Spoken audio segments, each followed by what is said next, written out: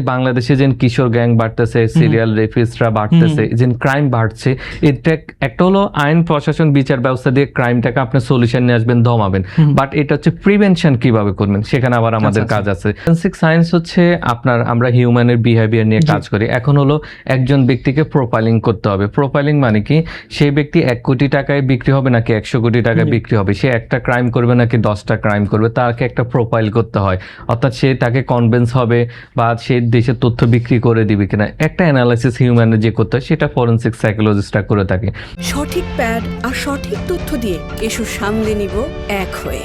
Mona Lisa sanitary napkin. এরপরে আপনি আমার সাথে সত্য বলছেন নাকি মিথ্যা বলছেন, সত্য মিথ্যা ডিটেক্ট করাটা খুব বেশি জরুরি।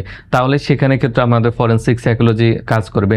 আবার এই বাংলাদেশে যে কিশোর গ্যাং বাড়তেছে, সিরিয়াল রেপিস্টরা বাড়তেছে, যে ক্রাইম বাড়ছে, এটা একটা হলো আইন প্রশাসন বিচার ব্যবস্থা দিয়ে ক্রাইমটাকে আপনি সলিউশন নিয়ে আসবেন, দমাবেন, বাট এটা হচ্ছে প্রিভেনশন কিভাবে করবেন, সেখানে আবার আমাদের কাজ আছে।